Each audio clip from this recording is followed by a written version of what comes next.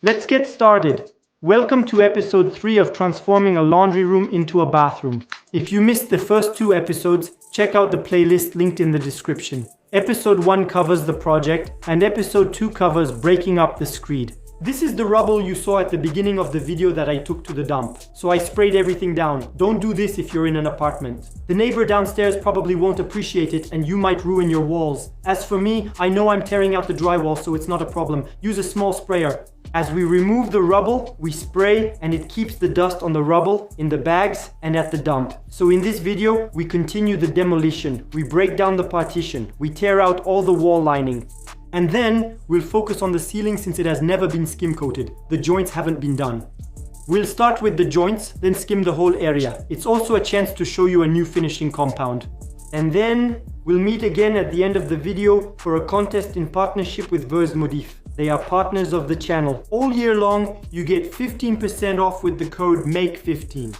You have all the links in the description, including on the Modif website, and this time, a contest. I'll explain everything to you. There's a full outfit to win. Shoes, pants, sweatshirts. We'll go over all of that at the end of the video.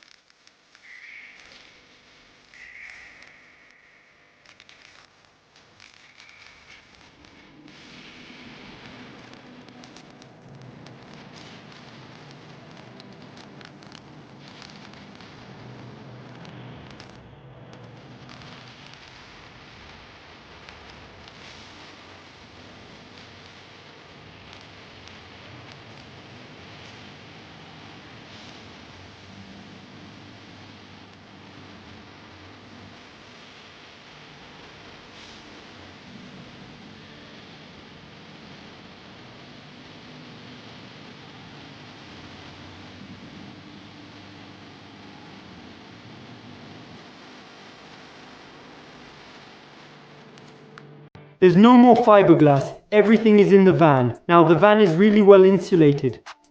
I'll give you a tour of the room, then we'll go check out the van. So I'll skip over the studs that aren't crimped. Why make life complicated with crimping? Or another concept. Every other upright is crimped since the other one doesn't fit into the track.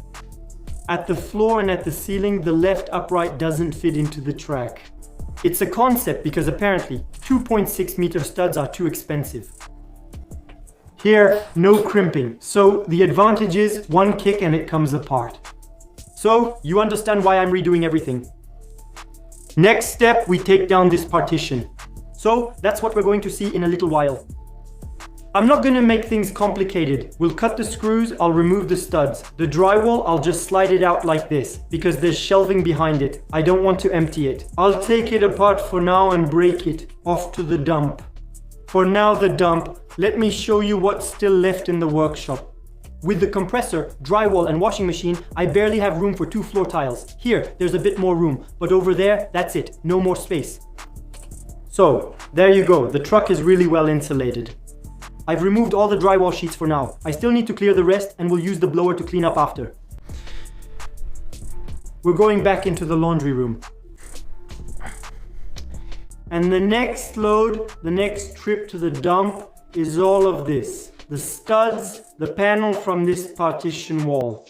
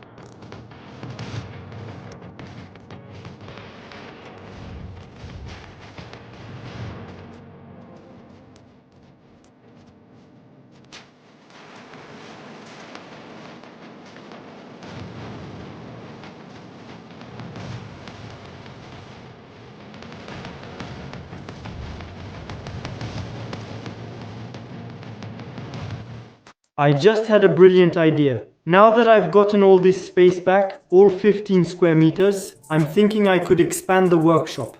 The shelving goes here. I'll put some machines in and that's it. But no, I'm just kidding. Because if I do that, it's a guaranteed breakup. We'll stick with the bathroom project. That'll be fine. We'll keep it like this. The rails, the studs, I removed everything. A few kicks to the studs and they came off easily. Otherwise, a few hammer blows, since they weren't holding. They were just stuck with 23 screws here and there, or crimped at worst. As for the ceiling, the rail, I pulled on it. It came off easily, since it was only screwed into the plasterboard. Applying glue is too costly. We didn't have anchors or expansion bolts, and we don't use them. Reinforcements above. You have to go up into the attic and push the fiberglass insulation aside. It's too complicated. Why bother? Things get slapped together and then anyway it's covered up with the drywall. You won't see it. Who did this? I have no idea. Was it a professional? That would be serious. If it was the previous owner, it's less serious, since he might not have known about drywall installation. But you just have to ask around. It doesn't cost more to ask around, to do things properly. It takes a little more time, but at least it holds up over time, because here it didn't hold at all. When I put my foot at the base, the panel would sink in, because the rail wasn't holding. And anyway, the drywall panel didn't go down onto the rail. Well, it's not a big deal, we'll redo everything. The structure, the insulation, drywall, waterproofing in the shower. And at least it'll be great. It'll be great because it's going to be done properly. And once again, I'm repeating myself, it's going to be done properly. Because I'm going to take the time to do things right. So, I'll explain the project to you. It's going to be partitioned off roughly around here. A door, a vanity, a toilet, the shower, and the bathtub that goes under the window. And between the bathtub and the shower, a partition. For the toilet, the drain, instead of running it through the crawl space, I'm going to run it behind this partition and I'll put up another partition to hide the drain. There will be an access panel, and if I need to access the drain, I can. Instead of bothering with the crawl space. And for the drain, it's going to be Geberit's grandpa's trick. I already told you about it in a video. No gluing, just slot it in and it works very well. This way, if I need to work on it later, I can take it all apart. I'll update you when we handle the drain. For now, we're going to focus on the ceiling because there's a big problem. I already explained it to you in a video. I think over time it has sagged. And the fact that there's a partition, of course, it broke on both sides. So I have 1, 2, 3, 4 plasterboards. I'm removing them. Anyway, the stair opening had to be moved. I'm going to have to take all this out. I rented a storage space. We're going to put everything in the storage space and I'll be able to create my stair opening and redo the whole ceiling and cut about here because it's broken on both sides. I'm going to put a straight edge, a prop, and you'll be able to see the problem. Here's a quick update. I set up a prop and straight edge on the ceiling because there's a problem all along where the partition used to be, which I mentioned in a previous video. So we can see a line. I didn't know if it was a problem with the difference in level that they tried to fix, or if it's broken.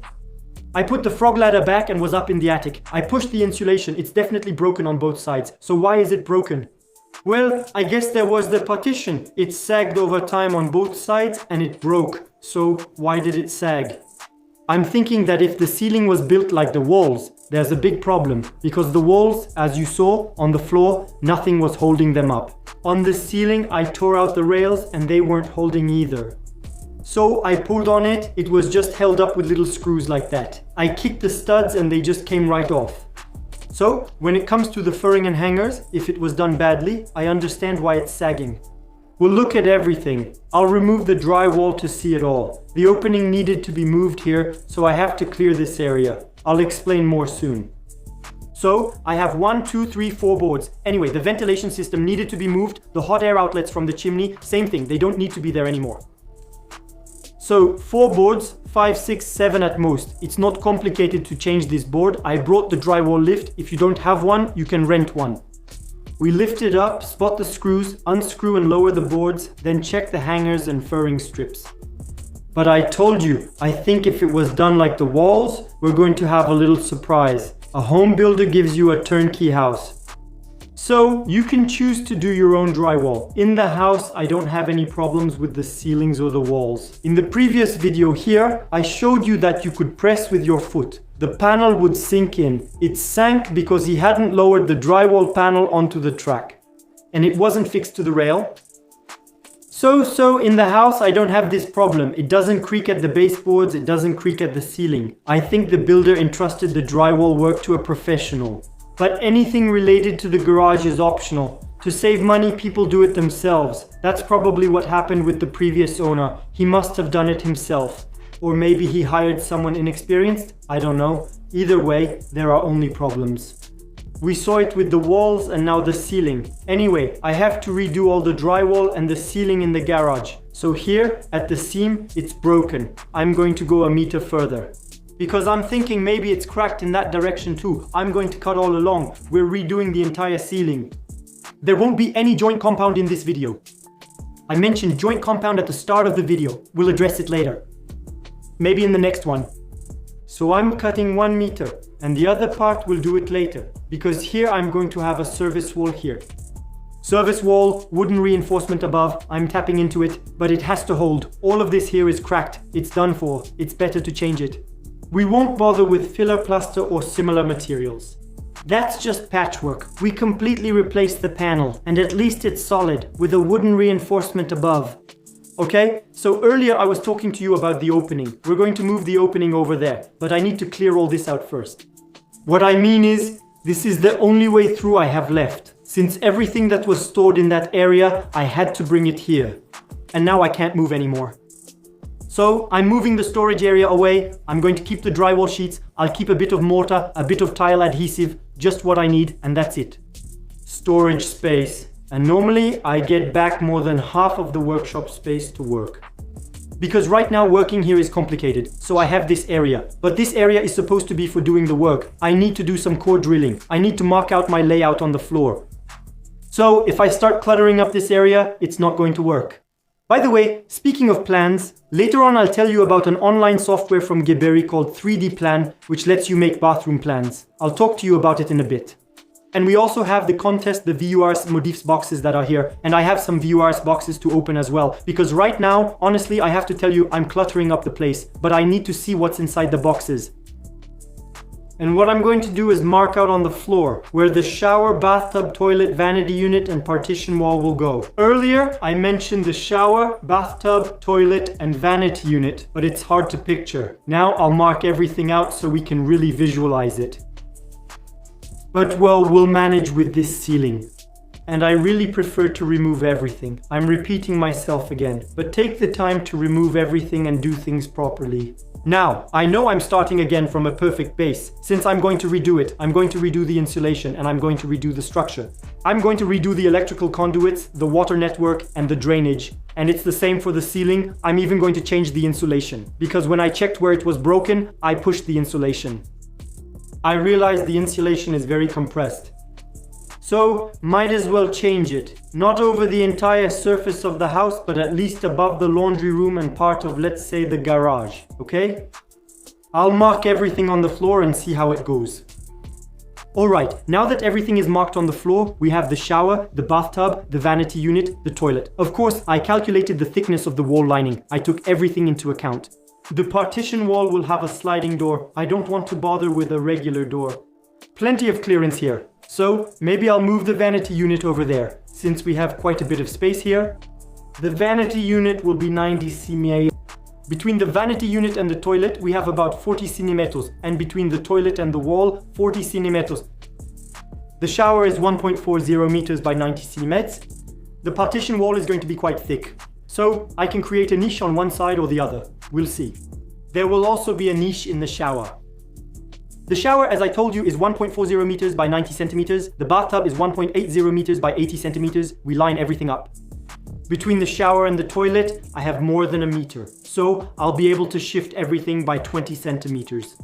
Create a bench in the shower and a surround around the bathtub. And I'll still have 80 centimeters of space between the toilet and the shower. That's more than enough. Then glass door, etc. And there, as I told you, create a surround around the bathtub. We can put bottles on it. In the shower, we can put bottles and even sit down. 20 centimeters isn't very wide. But well, if we want to sit down, we can. So, shower, bathtub, sink, cabinet, toilet, plenty of room to move around. We might have the towel warmer here or over there. We'll see. But that's what it should look like overall, unless I change a few things like moving the sink cabinet. Maybe, like I said, by 20 centimeters. Maybe it'll be 25 or even 30, we'll see, depending on how it goes. Because here, I can still gain a few centimeters. Even over here, I can still move the partition. But overall, it'll look like this. Shower, bathtub, toilet, and vanity. Alright, I sat down in front of the computer. I'm going to show you the Geberit 3D tool to create bathroom plans. You'll see it's very easy to use. Of course, you have the link in the description. Otherwise, the URL is here. We can make empty room configurations in rectangle, square, L-shape, pentagon, or freeform. We have some preset configurations. Small bathroom, medium bathroom, large bathroom, toilet. We're going to start with an empty room. In my case, 2 bathrooms. We're going to enter the dimensions. 2.50 meters by 3.50 meters. We can change the thickness of the walls. Let's say 15. And my plan is ready. We can turn this in all directions. So by default, it's a gray tile. You'll see that we can change it. Let's go back to 2D. Alright, I want a door. Of course, I can change the width of my door. 90. And I want to put it, for example, here. There, I'll put it here. You can put it wherever you want. And depending on where you move it, you have the full measurements. So here, let's say 20 centimeters from the edge. That works for me. Next, I need a window. I'll take this one. It's very good. We're going to change the width. Mine is 70. Let's confirm. And I know it's 2.22 meters from the back wall. There, 2.21 meters, 2.22 meters. That's very good. So we have our window, our door. We can move on. Finishing touches.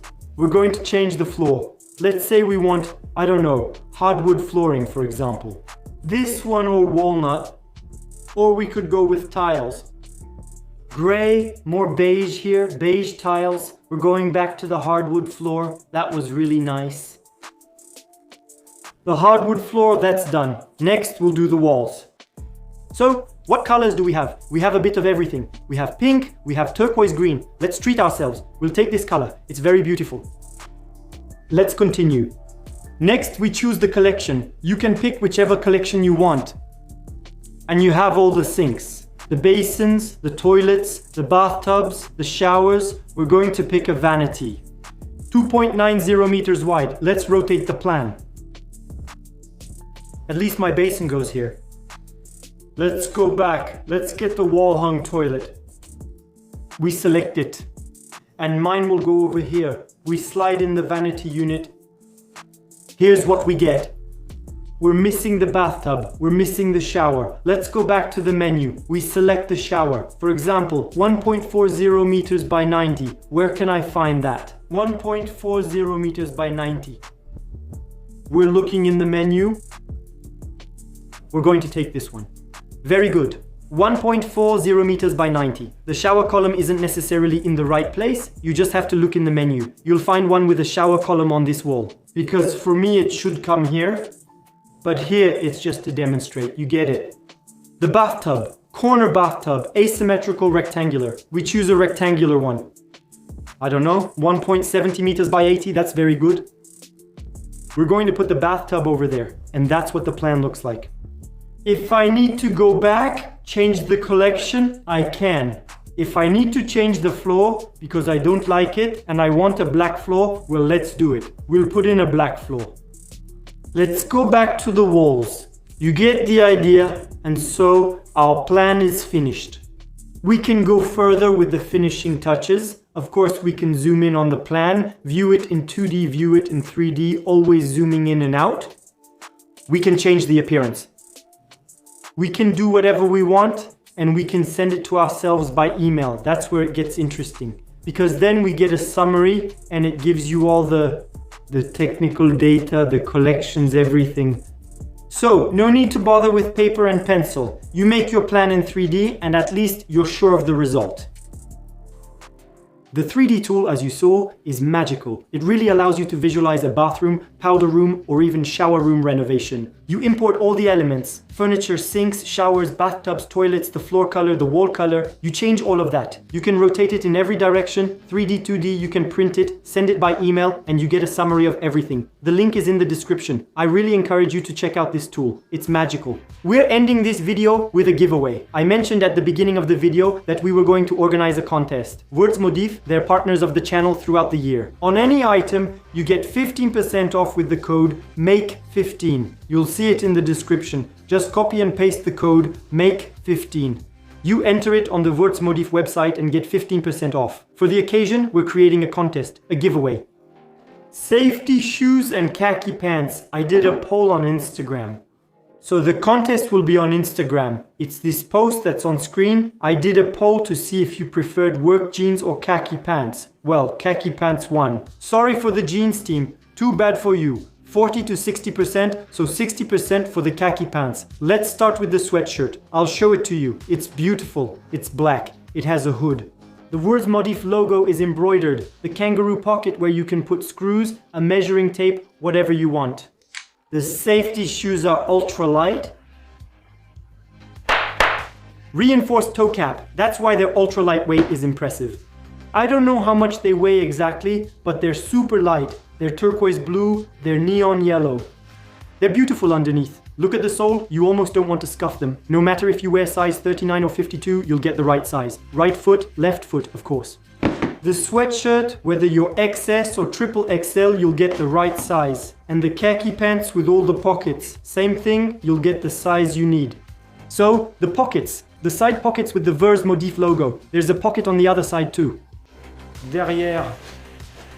On the back, pockets everywhere. There are pockets everywhere. A belt, it's khaki colored. Inside, it kind of looks like combat pants. If you want to go to war, now's the time. You have a pair of pants waiting for you. So, like I said, shoes, pants. Next, it's this post on Instagram.